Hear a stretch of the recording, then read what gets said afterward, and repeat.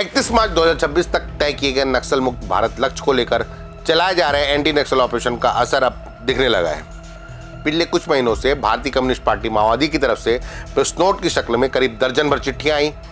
अब तक आई चिट्ठियों में पार्टी ने खुद के कमजोर पड़ने और संघर्ष को आगे बढ़ाने की बात कही। कभी एक प्रवक्ता की अस्थायी शांति वार्ता की अपील को दूसरे प्रवक्ता को खारिज करते हुए पाया गया। कभी दंड कारण और तेलंगाना राज्य समिति के बीच मतभेद देखने को मिले, लेकिन माओवादी पार्टी का हालिया प्रेस नोट पार्टी की निराशा को साफ उजागर कर रहा है। इस प्रेस नोट में पार्टी की कमजोर पड़ती स्थिति, फोर्स के बढ़ते दबाव की वजह से टॉप कमांडरों के सरेंडर से नाराजगी और सरकार की नीतियों की आलोचना साफ नजर आती है। ऐसा क्यों, आइए इस रिपोर्ट में समझते हैं। नमस्कार, मैं दानिश अनवर और आप द लेंस देख रहे हैं। अगर आपने हमारे चैनल को सब्सक्राइब नहीं किया है तो सबसे पहले सब्सक्राइब करें और बेल आइकन जरूर दबाएं ताकि हमारी ऐसी रिपोर्ट का नोटिफिकेशन आपको मिलता रहे। माओवादी पार्टी के प्रेस नोट पर बापी राय की यह रिपोर्ट देखिए।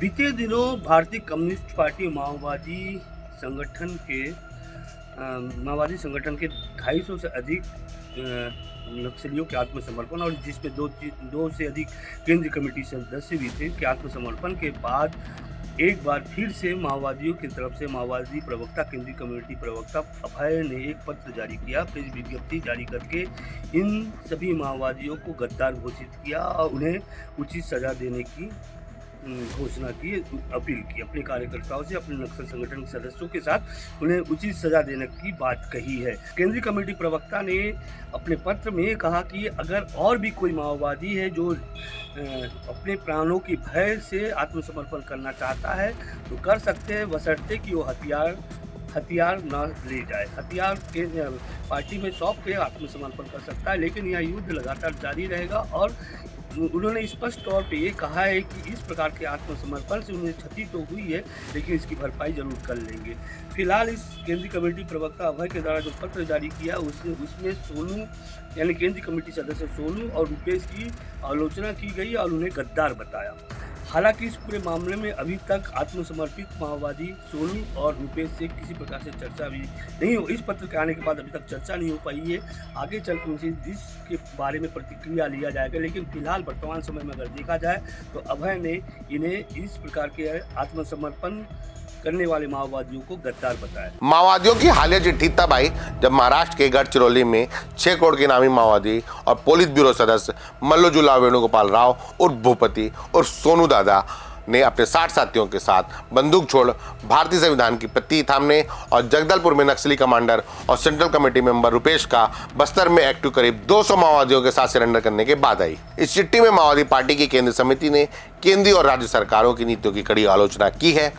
इस बार फोर्स के दबाव से वे इतने नाराज हो गए कि पार्टी ने सरेंडर करने वाले माओवादियों को गद्दार कह दिया। हालांकि पहले भी पार्टी से लोगों ने सरेंडर किया, लेकिन पहली बार करीब 250 से ज्यादा नक्सलियों का हथियारों के साथ सरेंडर पार्टी को नागवार गुजरा है और इससे नाराज होकर उन्होंने यहां तक कह दिया कि वास्तविक क्रांतिकारी किसी भी परिस्थिति में सरेंडर नहीं करेंगे। माओवादी पार्टी ने एक प्रेस नोट जारी कर महाराष्ट्र और छत्तीसगढ़ में हुए माओवादी आत्मसमर्पणों को सरकारी षड्यंत्र बताया है।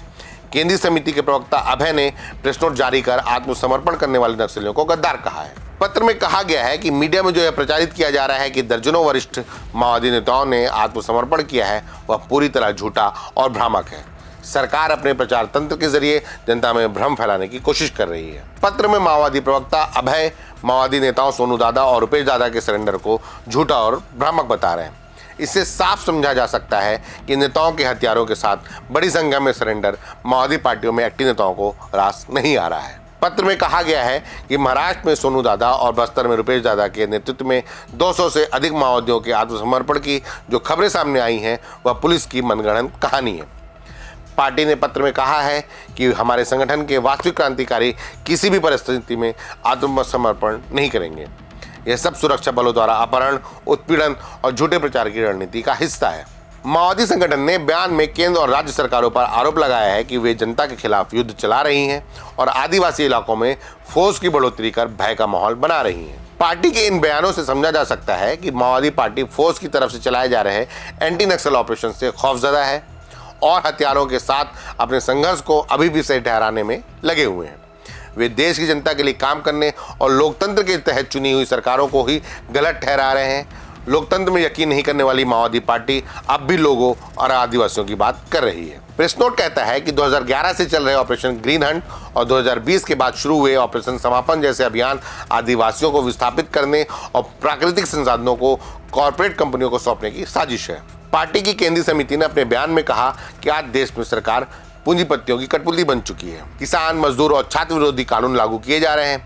अंबानी, अदानी जैसे उद्योगपतियों के हित में नीति बनाई जा रही है, जबकि गरीब और आदिवासियों को उनके ही संसाधनों से बेदखल किया जा रहा है। पार्टी ने इसे कॉरपोरेट लूट बताया और कहा कि जनता को अब सड़कों पर उतरकर इसका विरोध करना होगा। आदिवासियों को सामने रखकर अपने आंदोलन को हथियारों के साथ आगे बढ़ाने वाली माओवादी पार्टी कॉरपोरेट लूट की बात तो कह रही है, लेकिन वह यह नहीं बता पा रही है कि पिछले करीब 4 दशकों से जिन आदिवासी इलाकों और जंगल को वे अपना बेस और राजधानी बनाकर रखे हुए थे, पिछले 40 सालों में उस इलाके में हिंसा के अलावा वहां के लोगों के लिए क्या किया।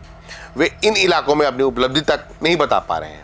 पत्र में माओवादी संगठन ने स्वीकार किया कि फोर्स की संख्या और दबाव बढ़ने से कुछ इलाकों में कठिनाइयां आई हैं, लेकिन साथ ही यह दावा भी किया कि संगठन अब भी छत्तीसगढ़, तेलंगाना, ओडिशा, झारखंड और महाराष्ट्र के कई हिस्सों में सक्रिय है। संगठन ने कहा कि जो लोग आत्मसमर्पण कर रहे हैं उन्होंने पार्टी के सिद्धांतों से विश्वासघात किया है। जनता के असली सिपाही आज भी संघर्ष के मोर्चे पर डटे हैं। पत्र में केंद्रीय समिति ने बताया कि 10 से 16 अक्टूबर तक संगठन ने शहीदी सप्ताह मनाया है। इस दौरान देश भर में अपने 210 से अधिक शहीद साथियों को श्रद्धांजलि दी गई। संगठन ने कहा कि हमारे शहीदों का बलिदान व्यर्थ नहीं जाएगा, हम संघर्ष को नए रूप में आगे बढ़ाएंगे। पत्र में किए अपने इन दावों के साथ माओवादी पार्टी कहीं न कहीं यह साबित करने की कोशिश कर रही है कि उनकी पार्टी अब भी अस्तित्व में है। उन्होंने छत्तीसगढ़ सहित उन 5 राज्यों को गिनाए जहां अभी भी उनकी मौजूदगी है। अपने दावों के साथ वे अपने संघर्ष को आगे बढ़ाने की बात कह रहे हैं। प्रेस नोट में माओवादी पार्टी ने पुलिस और प्रशासन पर तीखी टिप्पणी करते हुए अपने बयान में सुरक्षा बलों पर आरोप लगाया है कि वे जनता के बीच आतंक पैदा कर रहे हैं, गांव में कैंप खोलकर निर्दोषों को प्रताड़ित कर रहे हैं। संगठन ने कहा कि 2024-25 में पुलिस और प्रशासन ने बस्तर और महाराष्ट्र के सीमावर्ती इलाकों में 150 से अधिक कैंप स्थापित किए हैं, जिससे ग्रामीणों में असुरक्षा की भावना फैली है। प्रेस नोट में फोर्स पर लगाए आरोपों से यह बताने की कोशिश की कि कहीं न कहीं आदिवासियों की आज भी माओवादी पार्टी चिंता कर रही है। फोर्स के खोले जा रहे कैंपों को भी उन्होंने गलत ठहराने की कोशिश की है, लेकिन यहाँ यह बताना बेहद जरूरी होगा कि इन कैंपों में तैनात फोर्स के जवानों का स्थानीय लोग साथ दे रहे हैं, जिन्हें कैंपों से राशन से लेकर खेलकूद और अन्य मनोरंजन के साधन मिल रहे हैं। इन लोगों की नक्सलियों के कैंप तक पहुंच मुश्किल थी, अब फोर्स ने अपने कैंपों तक उनकी इस पहुंच को आसान कर दिया है। पत्र के अंत में केंद्रीय समिति के प्रवक्ता अभय ने लिखा है कि जनता की लड़ाई को कुचलने के लिए राज्य जब पूरी तरह दमनकारी हो गया है, लेकिन क्रांति को रोका नहीं जा सकता। माओवादी संगठन ने यह भी साफ किया कि वह आत्मसमर्पण की लहर को संगठन को तोड़ने की सरकारी चाल मानता है और वह आने वाले महीनों में फिर से जनसंघर्ष को पुनर्गठित करने की योजना बना रहा है। माओवादी केंद्रीय समिति ने अपने बयान में आत्मसमर्पण करने वालों को गद्दार बताते हुए सरकार की नीतियों पर हमला बोला और कहा कि संगठन अपने क्रांतिकारी रास्ते पर कायम रहेगा। पार्टी ने शहीदी सप्ताह के अवसर पर अपने शहीदों को श्रद्धांजलि देते हुए जनसंघर्ष को जारी रखने की घोषणा की है। प्रेस नोट में शहीदी सप्ताह मनाने के साथ ही जनसंघर्ष को जारी रखने की घोषणा के साथ माओवादी संगठन को मजबूत करने यूनिट और कॉरिडोर से अपील की है। यह जानना बेहद ज़रूरी है कि माओवादियों ने अपने सशस्त्र संघर्ष को जनसंघर्ष का नाम देकर पार्टी की नीयत को सही बताने और पार्टी के अस्तित्व को जिंदा रखने की कोशिश लगती है। इस प्रेस नोट से लगातार सरेंडर से माओवादियों में मची बौखलाहट और उनकी हताशा और निराशा प्रतीत होती है।